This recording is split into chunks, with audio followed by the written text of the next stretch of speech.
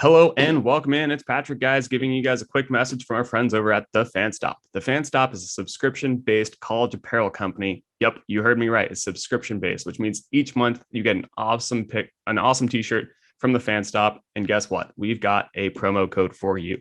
Our promo code is DAGUYZ, DAGUYZ, DAGUYZ.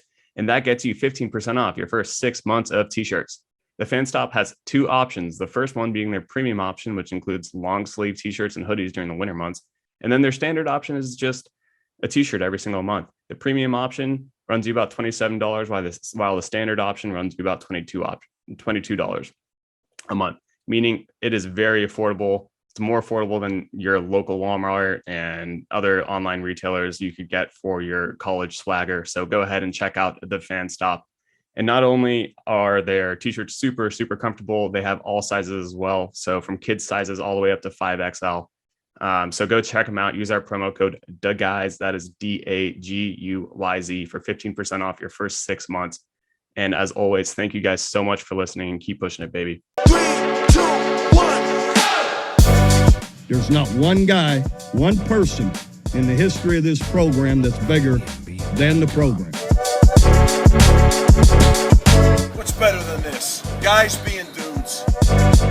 What's up and welcome into episode number 25 of the Program Guys podcast. My name is Mason Prince, joined with you as always by Ryan Tyson, Mark Hall, Matt Gann, Patrick Hertzberger. Today is Wednesday, June 29th. Be sure to like and subscribe on our YouTube page. Be sure to subscribe on Spotify, Apple Podcasts, wherever you get your podcasts. Follow us on Twitter at Program Guys with a Z, Instagram, Program Guys with a Z, our Facebook page, Program Guys Podcast. We appreciate you guys liking and subscribing as always. Boys, how we doing on a Tuesday night as we record? Yeah, I'm tired. Same. I know this is not like a great way to start probably Same. this podcast, but I feel like somehow we're all the way through June already. It's been a little bit nicer weather-wise here in Texas, but otherwise this month has been hot as hell. And I'm just kind of sleepy, but glad to be here with you guys. I'm borderline mentally checked out. I leave for Mexico on Friday, and I'm like already done with this week. You're Man. just thinking about the pina coladas. I'm ready to get on the beach, man. Vacation I'm ready. mindset, baby. Vacation mindset. Yep. So yeah, it's Mark, Matt, Pat. How we doing? I'll get here. Packing for my Europe trip next week, so That's right. excited for that. Patrick going to the homeland. The boys Yeah. are just on it, huh? We're just Yeah, leaving. Hey, it's a summer of traveling, baby. Yeah, Globetrotters. It's all over. Globetrotters, man. Mark, Guys. love the jersey. Love the jersey. Thanks, man.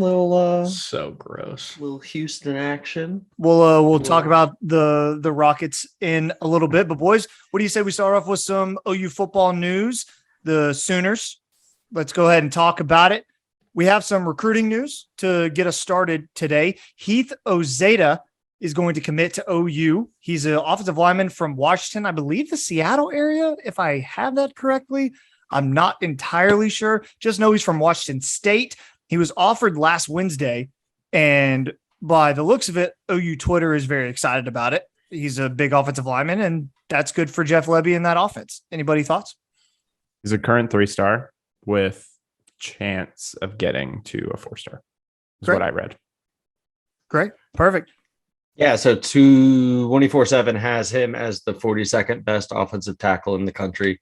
If he's ranked that and comes with Bedenbaugh's seal of approval, then he definitely has my seal of approval. The one thing that I would point out is he was offered and then committed quickly without seeing campus. And that's one of those things that might not matter, but sometimes it does. I actually lived in Headington Hall the first year that it was open and was assigned a roommate in the spring that had come from California. And he was gone within 2 months because he got homesick. You know, sometimes you got to remember these guys are still just kids. And it's a big new world in a faraway place from home. So committing sight unseen is a little, gives me one moment of pause. That's all. Yeah. I have a random question for you guys because I think I've always wondered this. Does the school pay for official visits? That's a Or good does- question. I would that assume does, so. like, the I would 100% family- assume so. No, there's I no would way. think for officials that they would pay Yeah. for officials like probably lodging and some sort of travel. that might be Okay. the difference between an official and an unofficial, honestly. Okay. Official, Yeah, you're okay. officially Probably. brought in by the school, but I'm not 100% certain. I do know that we are now in the dead period Yeah. for recruiting. So from I think from the beginning of this week until like the end of July, there's like no campus visits. So, Mhm. and I asked whoever's in charge of recruiting at OU tweeted that out. I saw it. I can't remember his name. They're not allowed to contact 2024.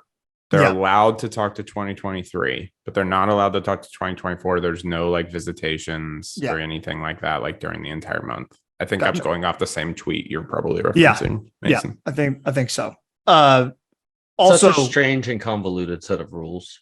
I know. So weird. Convoluted for reasons that don't need to be there. I know it's dumb. It's dumb. Another recruit, 2023 4-star defensive end, Derek LeBlanc. He's out of Florida. He names OU in his top 3 with Florida and Penn State. Leader right now is Florida by a large margin. So a lot of people already expecting that kid to be a Florida Gator in 2023. But for me, I think it's important to know that OU's just on this guy's radar, and that Todd Bates and Miguel Chavis and Brent Venables were even on this guy's radar to begin with, because that's a high quality guy that we haven't seen OU been in a fight to get in a long time. Like in the older regime, you aren't even close to sniffing a guy like this from the state of Florida. He's another one who still hasn't taken a visit. Mhm. And to have not taken a visit and still make the top 3, hopefully he'll get into Norman sometime before he decides to pick, right? But I think he's supposed to make his decision at the end of July. So okay, so a little bit of that's- time left. Yeah. Hopefully Well, he enough can't- to he can't visit, though. He can't visit. Mhm. I don't You think know he what? can I mean, visit. here's the thing: it's a Todd Bates play. Mhm. Yeah. Because Florida's Yeah. dropping the bag all over the place, and Penn State quietly has produced a ton of good pass rushers the last 5 years. Yeah. So, let's see what Todd Bates can do. I think I'm kind of with you, Mason. There's a little home field advantage here with Florida that I don't know if anyone could overcome. I do think though that like we have been already, this is the very first year of Venables recruiting, and we are already successful in Florida, which is, I think, astounding that we're not even like in the SEC yet. Like we already kind of have a footprint there.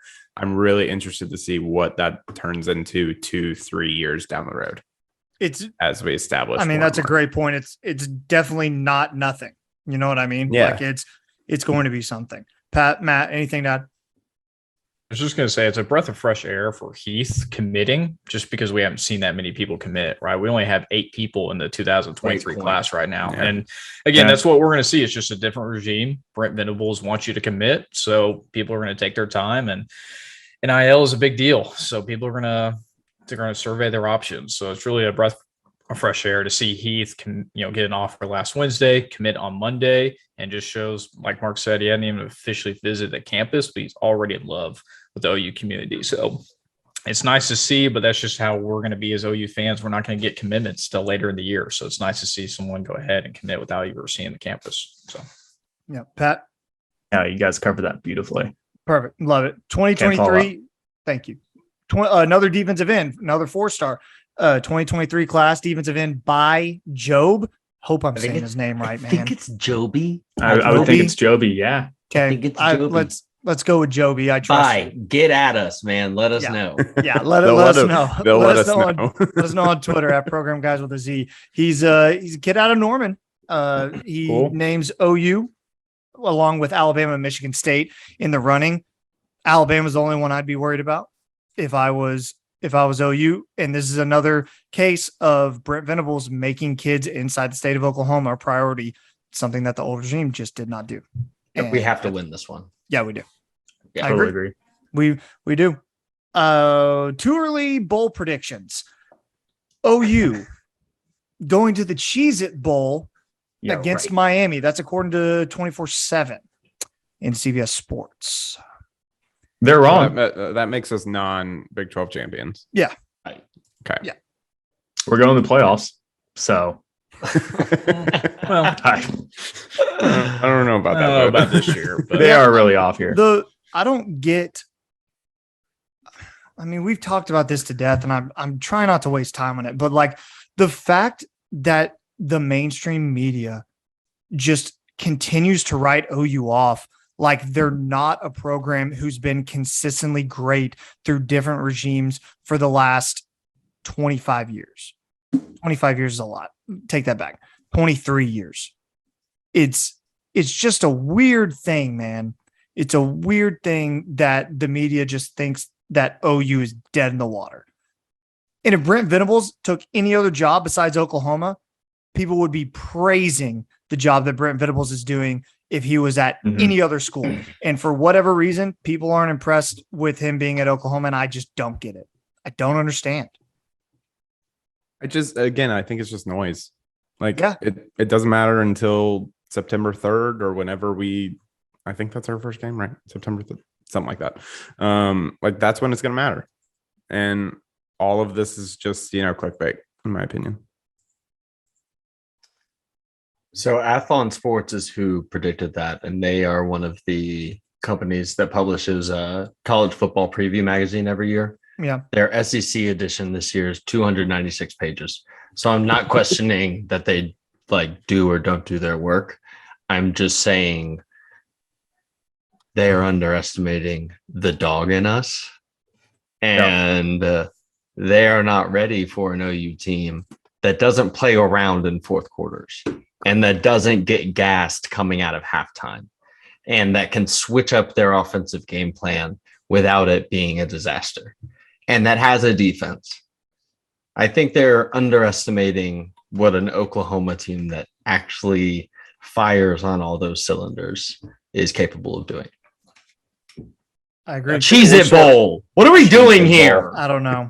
Matt, go ahead, dude. I was just say I like the low expectations, right? I think every year that OU comes in with not those high expectations, like we're the top 5 team in the nation, people ride us out. I think that gives us the fire that we need. And I think Brent Venables will only use that to his advantage going into this year. Like we've talked about multiple times, who in the Big 12 do we think we can actually lose to, right?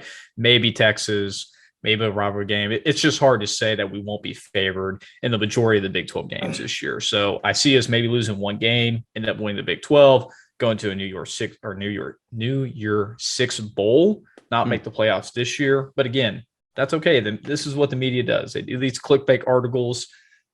I love they're counting us out. I think that only helps us in the long run. Speaking of Miami, the U, Ryan, take it away. Yeah, so I wanted to talk about this news that came out, I believe, in the past week or so, past couple of days, about an NIL deal for a 2023 quarterback for Miami named Jaden Rashada. And apparently, allegedly at least, he agreed to a $9.5 million NIL contract with Miami booster John Ruiz. That is insane. But what's even crazier is he turned down an $11 million offer from Florida's Gator Collective. Wow. This dude is a 4-star prospect and number 7 quarterback in the class of 2023. And he offered $11 million and $9.5 million. If we don't think the NIL is going to change everything, even more than it already has, we are crazy people. So that's just an obscene amount of money. I mean, it's already there. That's evidence of it already being there. The paradigm has shifted already because Miami wasn't in the conversation to get those guys. And I promise you, Mario Cristobal is not the sole reason. It's $9.5 million plus Mario Cristobal. Yeah. And knowing that whatever his name, Ruiz, is going to fund that team around you as well, that's a different thing than Miami was 2 years ago, last year. Yeah. So, to put that in perspective, though, I saw a tweet around this, and he's getting paid more than most quarterbacks, most young quarterbacks in the NFL. Yeah. Rookie quarterbacks. That's rookie quarterbacks. Yeah. Yeah. Right. That's crazy. Crazy. Well, no, I mean, not even rookie quarterbacks, just quarterbacks on their People rookie on rookie deal. deals, People right? on rookie To Trevor, Yeah. Zach Wilson, like those guys that So- got drafted in the first round. Kyler Insane. Murray, right? I mean, he doesn't have No, his. because those guys at number one, you're still making like Yeah. 30 plus million Oh, okay. dollars. All right. So Um, here's my thing, and I'm gonna tie this into Texas as well because we all know they're throwing NIL money around like crazy. At what point, how long is Steve Sarkisian and Mario Cristobal's leash if boosters are paying out this much money? If Texas goes 8-4 this year, is Sarkisian going to get another year? If Miami goes 4-8 next year, is he going to get another year? Like these boosters aren't handing out all this money to be like patient and trust the process. That's not a thing that's going to happen now. And I don't think that these coaches are really like it's registering in their head. They just see all these 5-star prospects that are coming to their school. And then what happens when September rolls around and you guys ain't ready to play ball and you drop 3 straight? Like, what happens then? I mean, That's the thing that I don't think a lot of people are thinking about. They It'll just be see really- the dollar signs. Yeah, it'll be really interesting to see how they're structuring these contracts. Like if a kid leaves after sophomore or junior year, does it get the full amount? If he just goes Yes. into the transfer portal, is he going to just get the full amount? I don't know if we know this. NIL deals, as it's currently regulated or not regulated, cannot be based on enrollment at any particular Okay. school. Yep. So, Which is like Quinn hysterical. Ewers got all the money from Ohio State that he got, and none of that can get clawed back Hysterical. unless they retroactively implement something. Wow. Yeah, crazy. Well, I mean, so like I'm looking this up because I wanted to see. Yeah. So Cristobal's salary at Miami is $8 million. Like they're paying this kid, this 18-year-old kid, this 4-star, 7th ranked quarterback, more money than they're paying their head coach. So yeah, if he's not able to basically say like we can actually be successful here, like with the talent that we're bringing in, and Ruiz is helping us bring in this talent with this money. I don't think he has a leash. I think it's probably like Mark said, like this small. Yep. So is Rashada getting 9.5 a year? I thought it was just 9.5 total.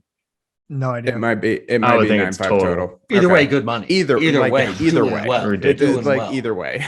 That's I mean, and honestly, man, go get it, right? If it's you're not him, the kid's fault Yeah. that there's not a system in place to regulate this. No. No, go get your cash and go where you think is going to be best for you. So, good for him. I think this is happening with every one of these top recruits all over the country, and the numbers just got out here. Yeah. Let's move on to some NBA news real quick. The NBA draft was last week and had a lot of picks in the first round for 2 guys on this podcast.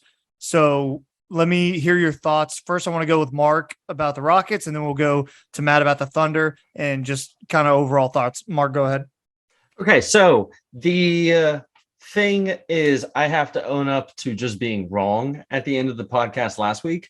I was pretty certain, based on reporting at the time, that Paolo Banchero would be the pick at 3 for the Rockets, and instead he got taken number 1 by the Orlando Magic.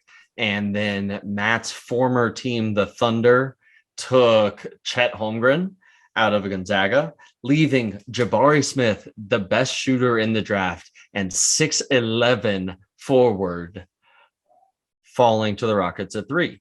Now, the thing about Jabari is he honestly can't really dribble. He can go straight towards the basket and get there, but his shooting is lights out. His defense is lights out. He can switch 1 through 5. He can run the pick and roll as a role guy. And he makes the rebuild a lot more flexible in where it can go, what it can be. So next year, when we presumably still have a lottery pick, there is no one set direction they need to go. Whereas with Paolo, you almost definitely have to add spacing that next season. That's what it's going to be, because he needs space around him as a secondary ball handler. This is Not what I was expecting, but as you can tell, I've really talked myself into it. So really like the Jabari pick. We also picked Tari Eason, a wing out of LSU, with our second pick at 17. Really good defender. I don't know much past that. And then Ty Washington, a point guard out of Kentucky at 26, I think. And I like the guys out of, Kentucky, Duke that fall into the end of the first round, second round, because all of those guys were highly recruited. They're all sort of untapped resources at that point in the draft, I think, with that pedigree. Matt, Thunder? Yeah, I think the Thunder made some great moves. Like Mark said, they took Chet at number 2. Seems like they were locked in the entire time, even with the Magic taking Paulo at 1. Seems like they were always locked into Chet. That was their guy. They want the 7-foot unicorn. And you saw what he did at Gonzaga. The only thing I'm worried about is just his maybe defensive liability. He's got to put some pounds on to be able to guard some of those big centers and power forwards. Definitely think it's doable, but to get a freak like that who can shoot, who can dribble, who's an outstanding blocker in college, I think it was a great pick at number 2. We need a guy. We haven't had a power forward center since Steven Adams left, and that was traded away. So that's what we really needed for the Thunder. They ended up traded for the pick for the Knicks for the Dieng out of France. Gave 3 first-round picks. So I was a little bit surprised just based on what I saw. But yeah, it's a lot of a development pick as well. And then ended up taking some other 2 Jalen Williams back-to-back, one from St. Clara, who's a shooting guard, and a guy from Arkansas in the second round. So really impressed by the picks. I think the rebuild is going to continue. It's crazy. I was looking at the stats from the Rockets 2 years ago or 3 years ago, back in 2019. We were the 4 and 5 seed, and we've been the last 2 in the Western Conference for the last 2 years. So it's very interesting to see the Thunder and Rockets both in a complete rebuild, especially where we were 3 seasons ago. But that just shows you how good the West is in particular. It is so well balanced. I mean, you saw New Orleans come in at what number, got into the playoff spot last year and gave the Lakers a run for the money, right? So the Thunder and the Rockets are going to continue to be in a rebuild for at least the next 2 seasons, getting lottery picks. But I do really like what Seven Presti has done this year's draft. They'll continue to develop Shea, Josh Giddey, Dort, all those guys, and Chet. I'm really looking forward to 3 years down the line where we're probably contending more for a playoff spot. Something funny that I saw is that it's reported, don't know how true it is, but it's reported that Chet Holmgren threw his workout with the Magic to avoid getting taken first overall by the Magic. Saw that too. That's a tough look for Orlando. Yeah, that's right. So I saw that report, and then immediately after that, I saw it reported that Shaq wants to buy part of the Magic, become a part owner of the team. And it's like, that would probably fix the first thing. Yeah, it would. Really would. Yeah, the Magic are lost, and I don't really know how they're ever going to fix anything because they've had top tier draft picks like forever, and they can't do anything with them. And their best player they got from the Bulls. Yeah, it's so bad. It's so bad. In other NBA news, John Wall, when he clears waivers, is expected to join the Clippers. That's according to Adrian Wojnarowski.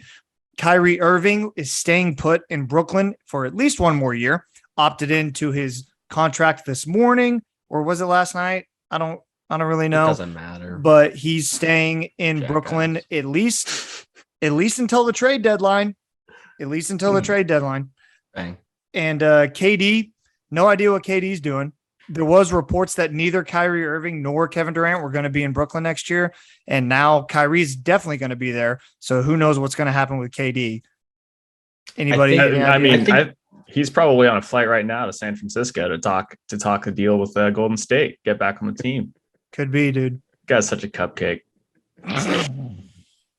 I love it. I think it had a lot to do with Russell opting into his contract, right? He opted into his player option for $47 million. Probably gives Kyrie another year to kind of figure out what he's going to do. I mean, him and KD only played 44 games last year, right? And there was reports that the Nets were willing to let both of them go because they didn't want to deal with the whole Ben Simmons drama like they did last year. So who knows? Maybe they'll play another year and get it together. I mean, they're 2 of the best players in the NBA, so maybe they'll figure it out. Who knows at this point? If COVID restrictions are not there next year, you can probably expect this team to look pretty good. I mean, he's going to find reasons to jack it up because that's what Kyrie does. But you've still got KD. I'm someone who thinks Ben Simmons can be rehabilitated on a team like this, at least, where he's clearly third banana, not trying to be alpha number 2 with Joel Embiid. I think that this can work to some degree.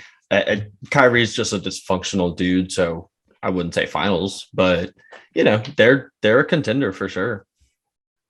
Kyrie's a cancer, man. He's too smart for his own good. I think he's a very intelligent person, but I think that's to his detriment. I don't think any team that Kyrie Irving is going to. The only reason Kyrie Irving has a championship is because he was with LeBron James. That's the only reason. If LeBron's not on that team, they don't got a shot in hell. And I think it shows because he was on that team when LeBron wasn't there, and they were a dumpster fire. So I think that's the only reason Kyrie Irving is in any sort of mention about a superstar caliber player. If without that 1 year with LeBron, that championship year, we wouldn't be hearing about Kyrie Irving. I don't like Kyrie Irving. Has the best handle in the league. Yeah. I mean, he does. I mean, that's why you hear about him too. Yeah. He's very, very skilled. He's just, I agree, a cancer. He is. And any team that he's on, I don't think has a shot. He was there for 4 games against the Celtics and didn't have a shot. So that's just all I'm going to say about that. NFL news. Moving on. Terry McLaurin, 3 years, $71 million extension with the Washington Commanders. $21 million signing bonus.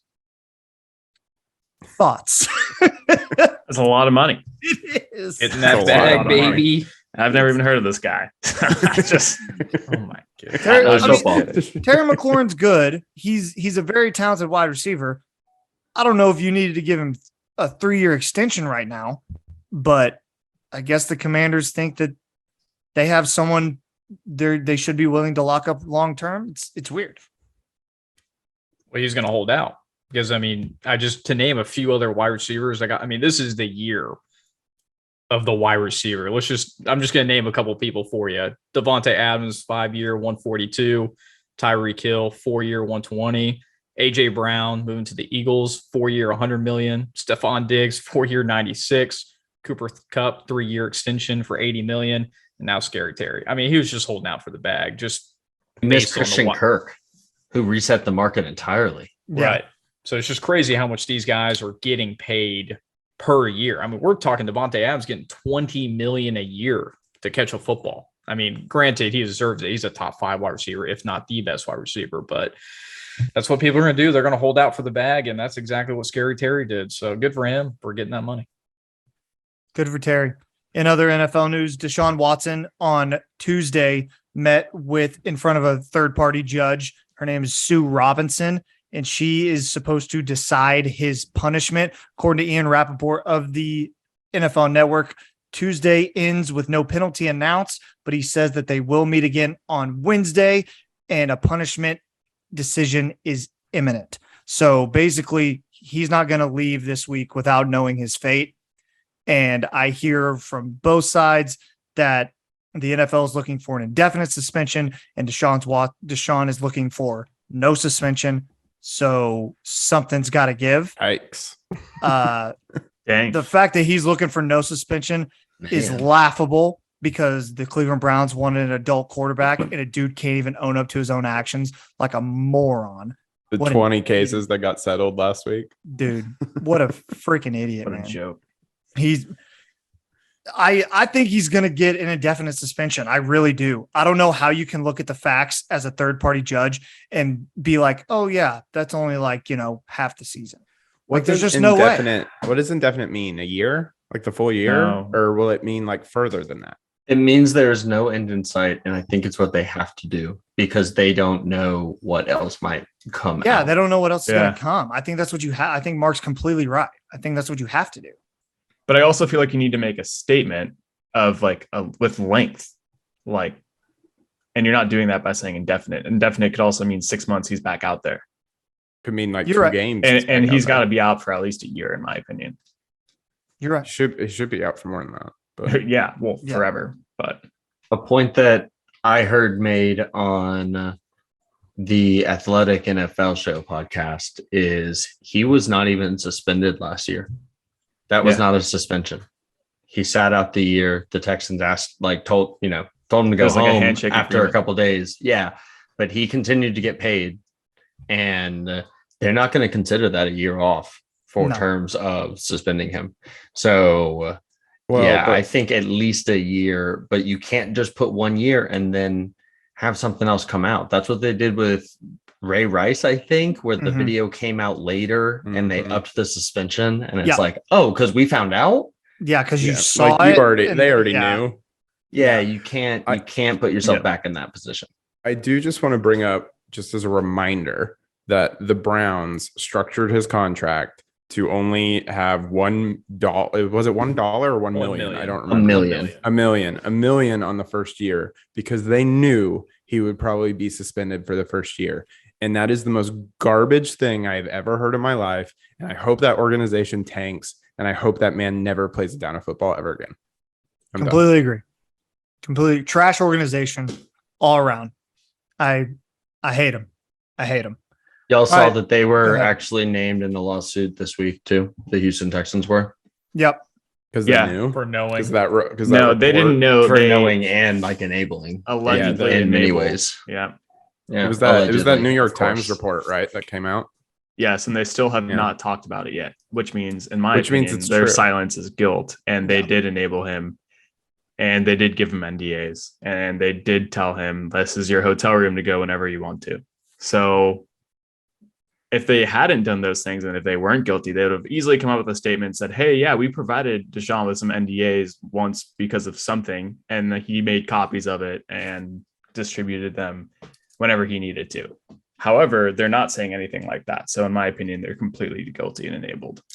Even one would show a level of complicitness that they would not be able to come back from, whoever was responsible. Oh, yeah. That's 100%. The tough. I mean, that's just is what it is. I think Patrick, I think you're right. But I also think from like a PR move, I bet every PR professional would probably be like, don't say a word. No, well, if you're guilty, don't say a word. But if you're not guilty, say something and come clean, in my opinion. The guy who gave the NDAs is still working within the Texans organization. He's not been fired. It's bad looks. Bad looks. Well, before we move, I just real quick, Pat, it just kills me. Have they responded to you on Twitter yet? No, So I actually, for a from few the Texans organization. A few weeks ago, I just continued every single time they tweeted. I was like, hey, why haven't you made a statement about this? Hey, why haven't you made a statement about this? And then someone would be like, they totally did. And I was like, where's the link? Didn't hear back from that guy. It's just exactly. Sports journalist Patrick Hertzberger on the case. I love it. I love it. And I'm glad that they're on the case now, because now they have to speak about it. Well, I hope they have to speak about it. Patrick the muckraker Hertzberger. That's right. That's right. Patrick, I'm on record. Like, the Houston Texans are my team. They're my favorite team in the NFL, but I am not supporting them currently. I was gonna say, isn't it like great timing that you got the Rams on board last year? And, it's been really good. You switched over, and it's been really good. It's been new stadium and everything. Good. That's perfect. All right, Matt, real quick, go ahead. Hurry up. Yeah, just gotta give a quick update on NHL Stanley Cup. It's over. We don't have to talk about it anymore. The Avs won in Game 6. It looks like the Lightning were the team of destiny. There were 2 back-to-back Stanley Cup champs, ran out of steam, a lot of injuries. The Avs were definitely the best team in the league. And tee it up for my MVP. One of them is one of the Avs players. So I will talk a little bit later on about it. But no more hockey, guys. You don't have to worry about it. Could just talk about that. Until next season. Shout out to Stan. Why did we take 30 seconds for that then? I don't know. Shout out to Stan Kroenke. Stan Kroenke, the owner of the LA Rams and the owner of the Colorado Avalanche. He has 2 championships in the same year. Winner. I think he won another 1 or 2 from Colorado teams as well, actually. I think that there's more. He's got the Nuggets as well, but obviously the Nuggets didn't do anything. But he has the Rapids, and he has like the lacrosse team as well, I want to say. And Major League Fishing. Shout out. He's my dad. That's when you have so much. My dad. He cuts my checks. He cuts my checks. Great guy, by the way. God, he's looking really healthy. I love Stan Kroenke. He's the man. Thanks for cutting my check. Us man. too. All right, circle the wagons. Let's talk about a national championship that wasn't. Matt Gann. Yep. As you guys know, last week on the pod, OU got into the national championship, playing against Ole Miss in a 2-out-of-3 series. Came up a little bit short, but we got to give it up for the OU baseball team for an incredible run. Earlier on, I'm sure you can clip it from very early on in our podcast.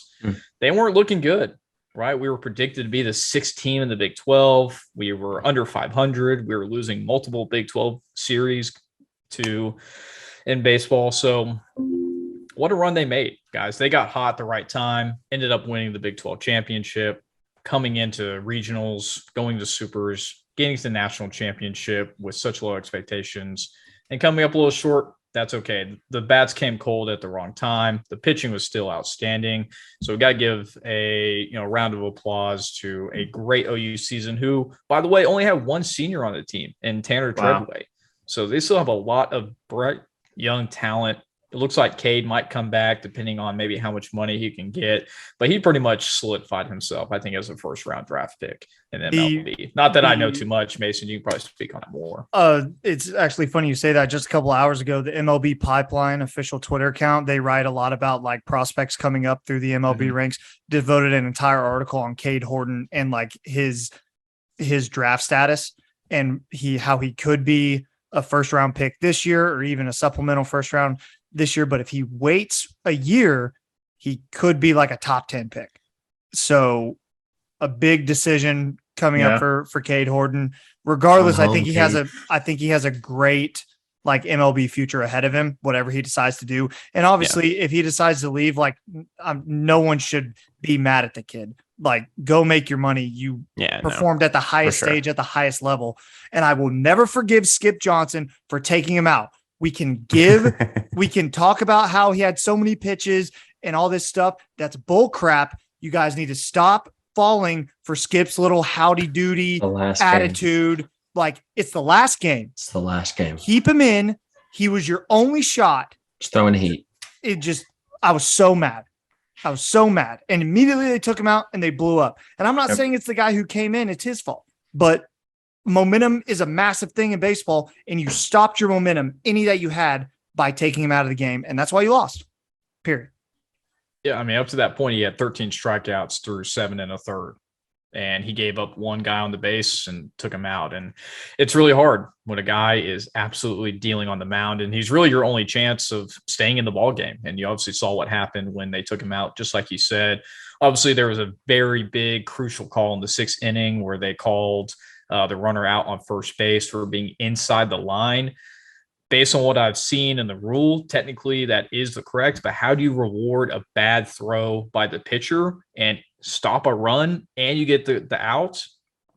Because college baseball's stupid. That's why. There's not even a other rule. reason. It's not a rule. I think, Ryan, you said it, and I think I've talked to Heil as well. It's not even a rule in the MLB. It's got to be one of the worst. Don't think it is. Rules. It's not. Yeah. It's not. Insane. Because you know why? Because they're professionals and they don't reward people for throwing a bad throw to first base. Period. Yeah. They don't. But college baseball does for whatever reason. It's the dumbest thing I've ever seen. My least favorite part of that rule was them taking the runaway. Like even if he was out on first, taking the runaway is dumb. Like that is the stupidest thing I've ever heard. So and he was like 2 inches from the base. He was so close. Yeah. He was on his like last stride. It was whatever. Yeah, it's hard because that definitely stopped momentum. But Cade, Tanner, and Peyton Graham did make all tournament teams, so they played lights out, obviously up until the last series. But I did want to read a quote from Skip. Even though I think he did make a crucial decision that ultimately led to losing of that game too. His quote afterwards, he was asked by one of the media members there, "Have you had time to appreciate the runs that you guys had this year?" He came back and said, "Not really. I wanted to win the national championship, and it will continue to be my goal." He turned to the guy that specifically asked the question. He said, "You and the media fueled us with all your tweets, and we really appreciate that we had throughout the season." So he took a direct shot at some of those guys that were calling him out during the season. Josh Callaway and John Hoover. Right. He named him.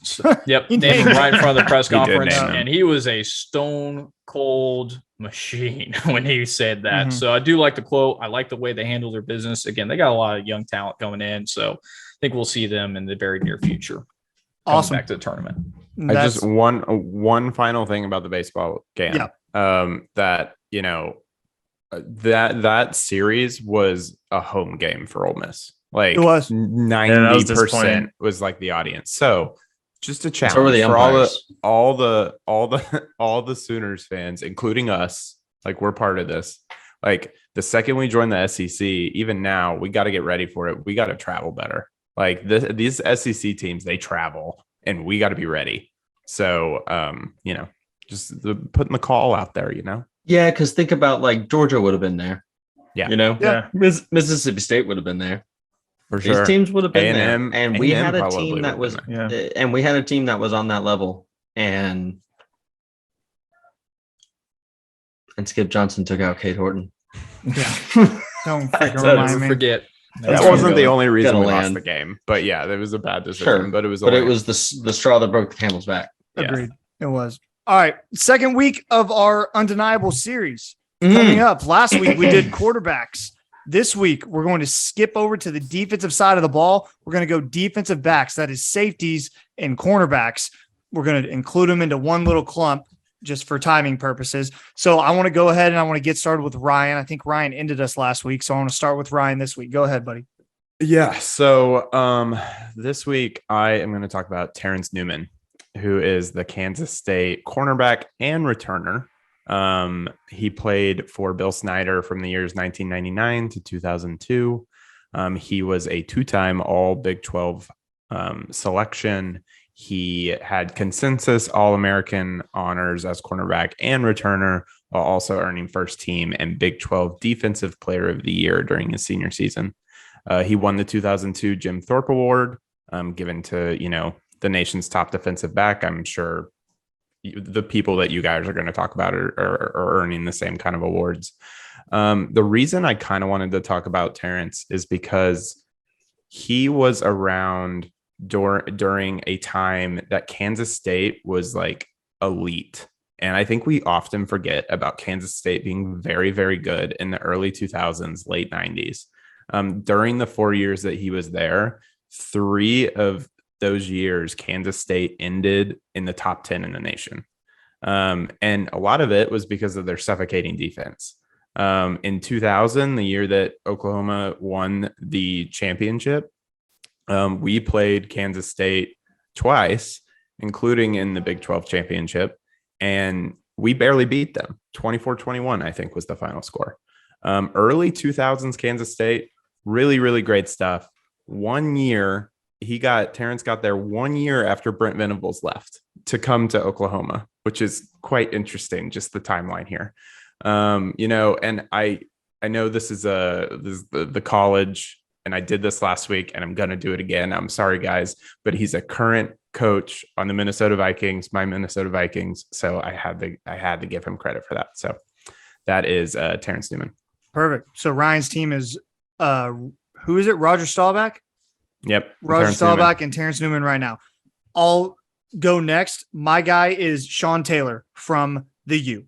And like I said last week, I have 4 qualifiers. It's going to be longevity. How long did you play in college? And for Sean Taylor, that was 3 years. Played as a true freshman for the University of Miami. That 2001 national championship team for Miami, he was only one of 4 true freshmen to earn playing time on that team. So that's massive for him. You have to have postseason accolades. He was the Big East Defensive Player of the Year in 2003. He had 10 interceptions that year. He led the nation with that. You have to have a national championship to your name. Had a couple with Miami when he was there. So give him that as well. And then I can't remember my 4th one. What was the 4th one? Dude, Ryan, I was impressed that you had 3. I was like, wow. I was Yeah. literally supposed to keep up with you, Mason. I know, you threatened were. you last week, and I didn't. Was So it I about, don't. What's was the it fourth about one? like going to the league or something like that?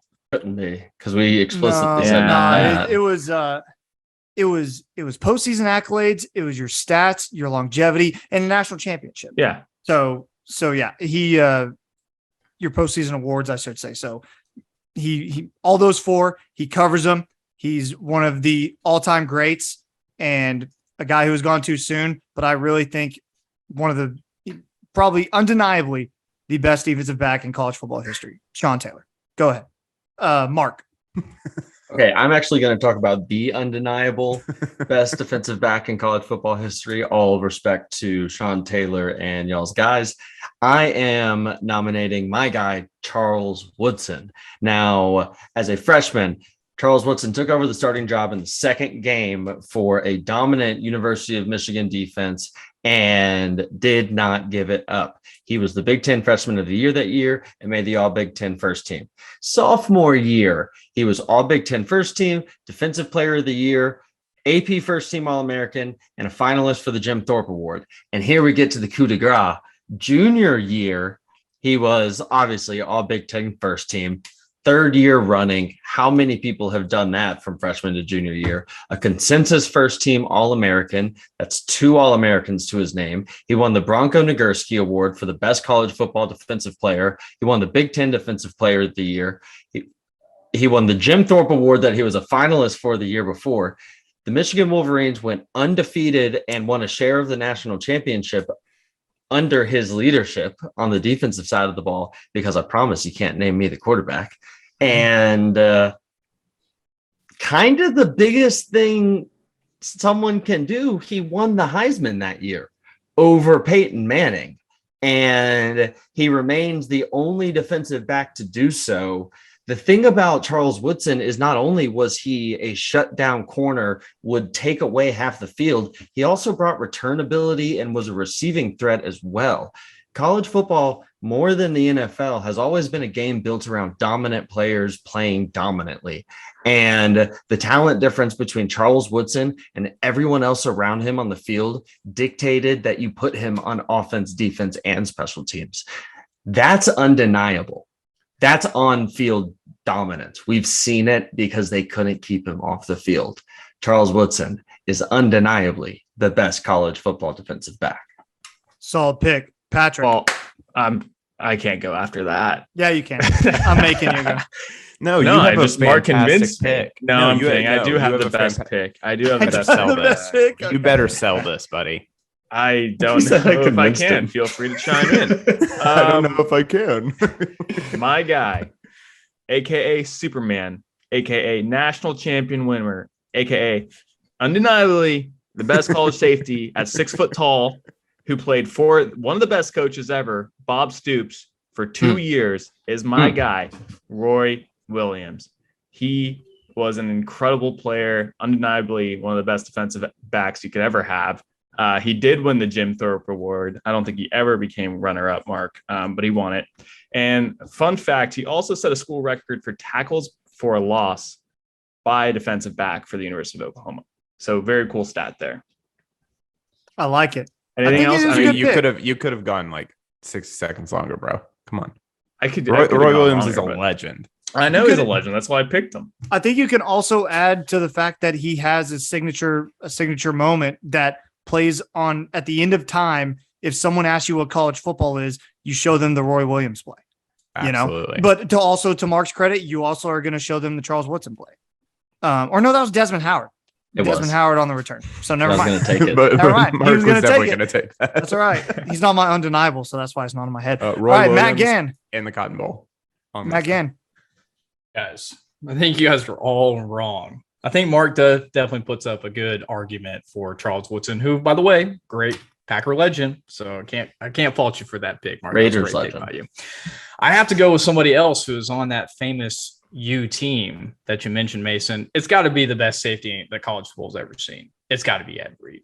Guys, this guy was a man amongst boys when he played for Miami in the early 2000s, part of that championship team in 2001, had back-to-back All-American seasons in 2001 and 2000, led his team freshman year in interceptions and forced fumbles. Senior year came with multiple interceptions, multiple for touchdowns returned. He actually holds the school record for 21 career interceptions and 5 total touchdowns. He was everything you want to a safety.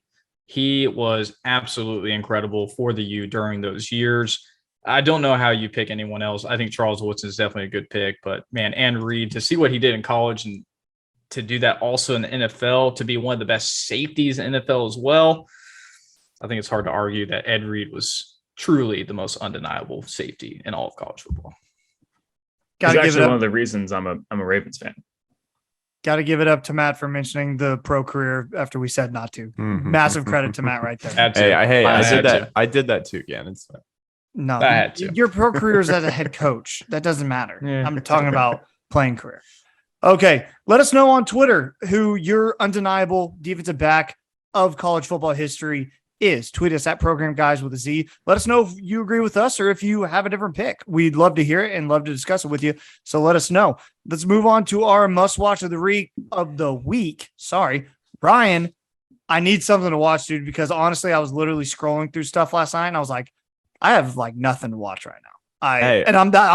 I'm not joking. Like I literally was sitting there. I was like, I hope Ryan can just tell me what I can watch tomorrow. I can tell you. I can tell you. Tell me. So I'm going to breeze through this, guys. I got some feedback last week that I've been a little long on some of this. So I'm going to breeze through it. That's a joke. I'm making a joke. Okay. So I know everyone you're joking. stared at me like dead, like dead serious. I was about to be sad. I was like, did I tell him? That was a joke. Okay. all right, A bad good. joke, apparently, but a joke. No, you're all So my must watch is Spiderhead on Netflix. So this is a movie that came out on June 11th, I believe, of this year. So recent. It is directed by Joseph Kosinski, who is the same director who did Top Gun Maverick, which I've already talked about and how much I loved it and was obsessed with it. So had to give this one a watch. Who stars in it? Chris Hemsworth, Miles Teller, Journey Smollett, who you might know from Friday Night Lights, the TV show, or Lovecraft Country on HBO. She's a starring role in that series. Any relation to Jesse? I actually think so. That's I think unfortunate. so. Yeah, I think That's it might be unfortunate. his sister. I think Okay. she's a great actress. Really, really Great. awesome. But I actually don't know. You could look that up and they might not be related at all. That's very possible. Okay, I'm going to give you guys a plot here. So this is based on a short story, and I don't want to expand on it too much because it's an interesting concept, but I can tell you it's basically about two inmates who form a connection, like while they're grappling with like what happened to them to get them into a state-of-the-art penitentiary. So they're in prison. They're in this kind of modern state-of-the-art penitentiary, and it's run by this crazy dude played by Chris Hemsworth. I wouldn't call him crazy. He reminds me of like a tech CEO. Like that's how he comes across. But this guy is experimenting on these inmates with these mind-altering drugs. So it's essentially a program that these inmates apply into. And when they're accepted, they go to this like remote island in the middle of nowhere, and they're in this penitentiary that looks like a museum. It looks like an architectural like design museum. They're allowed like freedom. They're allowed these big bedrooms. They're given like really good food. They're not like locked up. Like they're allowed to communicate with each other and things like that. But in return, they consent to be basically tested on using these drugs that basically change their emotions. So it shifts like chemical imbalances in their brain, and they react like one drug is like angry, one's happy, one's super sad, one's like crazy, So that's what this movie is about. And basically following these two inmates played by Miles Teller and Journey Smollett and how they like react to that. Okay, I'm going to do my barrier of the entry. And my barrier of the entry is that like, honestly, the execution in this movie is not like super great. And you're probably like, Ryan, why are you giving me a recommendation of a movie that you're like, hey, it's not great execution? That's a valid point. That's why I put surprise as my barrier to entry in the outline. But I think the concept is just so cool. Like the high points here to me are, this is an incredible like concept and way to like watch a movie, and like they go for it and they try. It doesn't always work, and I like can understand that, but I just think more movies should be trying and like basically taking a stab at something and seeing if it works. Not always it's not going to work, but I think more people need to see more movies like this so so more movies like this get made. And other high points I have are the acting is fantastic. I'm going to come back to that. The aesthetic, very, very nice. Like the penitentiary looks like a fortress out of Architectural Digest. The concept, like I said, is dope as hell. And I think one of the best things about this is it is a breezy 1 hour and 42 minutes. So not a super hard like time commitment here. I always end with, now I always end with fun facts. So I'm going to give you guys 2 of them. And they're not as juicy as the Jurassic Park one I gave you guys last week. But first one, while based on a short story, this movie completely changes the ending of it. So even if you read the short story, you won't know what's coming in this movie. Second, Kaczynski released 2 large movies, huge movies by big production companies starring Miles Teller within 2 weeks of each other with Top Gun Maverick and Spiderhead. Now they were filmed like 2 years apart, but they were released 2 weeks apart. So there you go. That is my must watch of the week. Spiderhead, go watch it. Love it. Be sure to go watch it. Let us know what you think. Tweet us, comment, subscribe, all that stuff. Hot take of the week time. Patrick, give it to me, brother. All right. Hat is out. Let me I'm know. excited for this one. I was so excited when I saw this news. And Mark, why are you getting this face at me? Sorry, man. I think there's a siren going on here. I'm just always happy to hear the hot take of the week. That's what it really is. All right. I was like, okay. Anyway, super excited about this it. news that came out. Arch Manning going to UT. My hot take is that there's absolutely no way Arch Manning plays his entire college career at UT because they suck at developing players and the entire organization sucks right now. And I just don't think it's really going to work out for them. And I'm really excited about it because I would just love to see UT fail. I don't want to see him fail. I wish the best for him. But best case scenario here is the kid gets paid whatever he's going to get paid. He stays there for a year. It's not working out and he leaves and we all get to laugh at Texas. That's what I'm hoping for. And I just would love the country to see that. I completely agree with you. I agree. Either him or Quinn Ewers ain't going to be there next year. No. Either one of them. So pick which one it is. So I completely agree with you. I tweeted something earlier this week after Arch Manning said that he was going to UT, and Emmanuel Acho, famous Texas alum, who I think is a smart guy on some things, but when it comes to his takes, I don't think he's very good at what he does there. But he said he put out a big long video, said Texas football signing Arch Manning is as big as it gets. And he was just super excited about it. Basically saying that Texas is like all the way back. And I said, Texas had the 8th ranked recruiting class in 2020, 3rd in 2019, and 3rd ranked in 2018. Those classes have combined for 0 conference titles, a 30-19 overall record, and a loss to Kansas at home. Texas has had great recruiting classes for years. They continue to not produce on the field. I feel like this is just another example of what's going to happen to a Texas recruiting class that's going to be ranked highly because they don't develop talent. They just don't. They don't. So I agree with you, Patrick. I don't think he's going to be at Texas. I think he's going to be there for a year or 2 and then bail. I think it's going to be super interesting to see if Quinn Ewers actually shows up and is the guy he's supposed to be next year. If Arch even ends up starting his career at Texas. It's a house of cards kind of thing that they're building there. And you've got 2 guys who have always been the absolute best at what they do, doing the same thing. And only one can play. So I don't know. It's interesting. They got a very, very, very good quarterback prospect, but they were just bragging about getting a different very, very, very good quarterback prospect. And that guy hasn't even hit the field yet. So this QBU shit, this we're back shit, like it's just the biggest moment in like for Texas. What are you talking about, Emmanuel Acho? How about win football games? How about don't lose 6 games in a row, 7 games in a row to close out the season How about show any amount of competence on the field under this regime before getting at us with these big celebrations because boosters dropped a check? Yeah. That's wild. I have it on very good authority. And Arch Manning may be the best camp quarterback we've ever seen. I don't know. But I do know this. I have it on very good authority that the competition that he played against in Louisiana private school ain't what he's going to see when he gets to Texas. It's not. Because hopefully it'll be SEC. Yeah.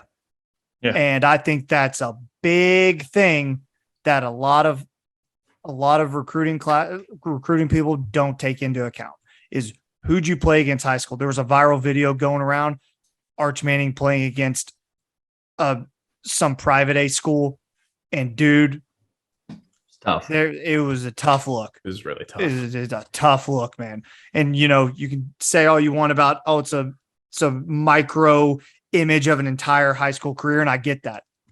But if that's the kind of competition that you're playing against week in, week out, yikes.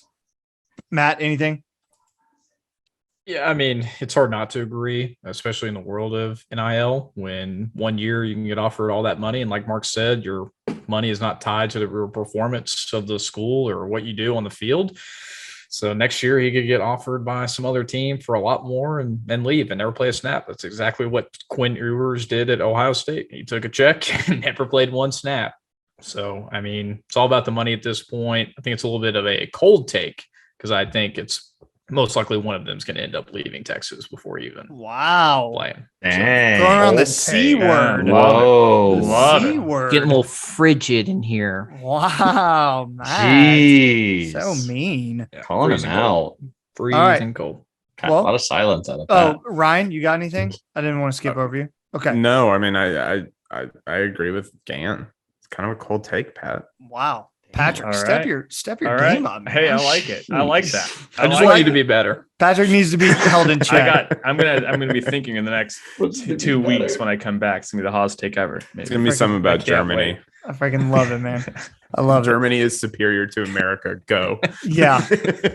He's going to Europe. He's gonna come back just Well, Is he wrong? yeah, he's gonna come. We'll full see. on. We'll see what I come with. Okay. I love it. Patrick, thank you once again for your hot take. We'll move on to our PGP MVPs of the week. I'll get us started. My MVP of the week is Baker Reagan Mayfield. While Deshaun Watson's worrying about how he's going to be punished by the NFL because he's an absolute scumbag, Baker Mayfield was in Norman yesterday, hosting his own football camp, hanging out with kids, answered questions from the media afterwards, asked about what's going to happen with Cleveland. And he said the ball's in their court. And they asked, is there any chance that you're going to go back to Cleveland? And he basically said, no, there's no chance. We've both moved on. After everything that's going on with Deshaun Watson, after Cleveland saying that he's a child, after all this stuff, Baker Mayfield continues to be the bigger person, and he's a better person than Deshaun Watson. Baker deserves better, and he's going to get better. And I can't wait to see where he lands because I think we haven't heard the last of Baker. Patrick, who you got? All right, I've got the Houston Astros, who threw a no-hitter against the Yankees this past week. The game before, Aaron Judge hit a walk-off home run, and that hit went viral all over the internet. And I was like, gosh dang it. Next game we play, no-hitter against the Yankees. There have only been 2 no-hitters against the Yankees since 1953. The other one happened in 2003 to the Houston Astros as well. So, hey, we got their number on this. Love it. Love it, baby. Matt Gann. Hey, I told you guys, I teed it up earlier. I'm going back to hockey, baby. I got to That's give great. it up Ooh. Sick. to my guy, Cale Makar, for the Colorado Avalanche. Guys, before the age of 23, and I wanted to hear what you guys are doing at the age of 23. This man, before turning 23, he's a Stanley Cup champion. He's the Conn Smythe winner, which is the MVP of the entire playoffs. He's the Norris winner, which is the NHL's best defenseman of the year. And he has the 45th most playoff points all time by a defenseman. Before the age of 23, he's had a hell of a year, a hell of a week. That's incredible. He actually might be a top 10 overall NHL player, not just defenseman. He's my MVP of the week. Love it. Ryan. Yeah, so I'm gonna say my MVP is Chris Hemsworth. I didn't really talk about him much when I was talking about Spiderhead and Netflix, but he is the reason that this movie works, and he is the reason that this movie is worth watching, in my opinion. His acting is absolutely ridiculous, and he's playing like a comedic performance, a heavy comedic performance, which I think he's been like very, very in tune with his comedy over the past few years, especially with the Thor movies.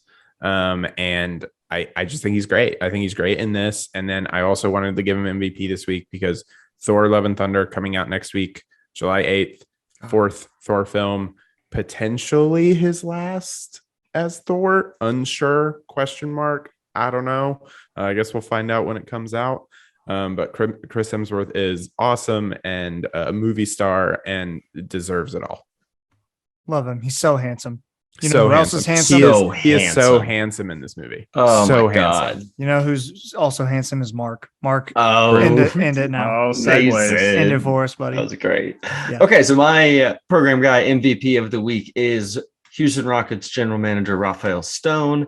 Everyone else is just using their MVP to call back, so I'm going to do it too. Obviously, the biggest thing that Raphael has done in his tenure, his 1.5-ish year tenure, was make the Harden trade. And I guess 2-year tenure. And he received a ton of ridicule for that, getting a bunch of picks that are probably going to be in the 20s instead of a young established star like Ben Simmons. Well, look at where we are now. Now the Rockets own the Brooklyn Nets draft through 2027. We've seen that the Nets are volatile at best, right? Obviously super talented, but Mason said it best earlier, Kyrie's a cancer, and all of those picks are unprotected. So let's get to 2023, 2024, and I'll take 3 unprotected first round picks that are in the lottery, right? Easy peasy, love it.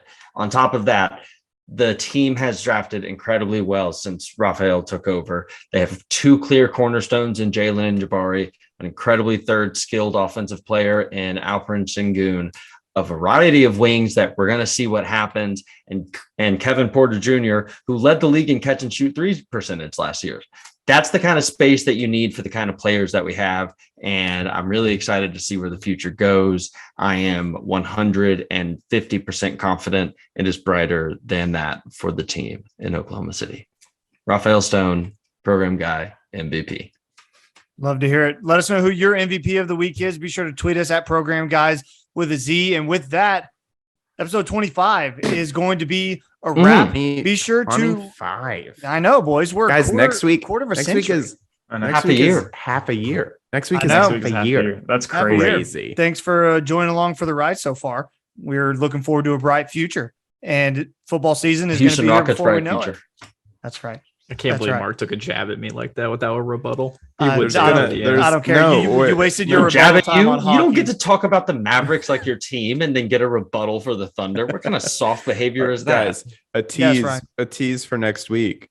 Matt versus Mark. Yeah. We're just gonna give you guys Yeah. a whole segment. Oh, we'll We'll get just it on. like Put on some We boxing will. give you gloves. like Put on 10 some boxing minutes gloves. to just go at each other. I love it. Love it.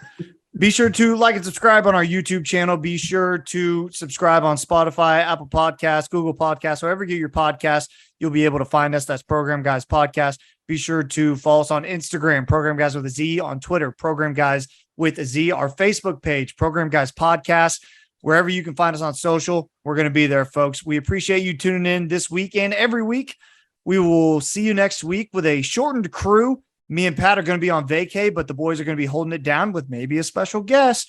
You might want to see. tune in. Mhm. I want to tune in. It's going to be exciting. And with that, episode 25 is a wrap. Pat, take us out. Keep pushing it, baby.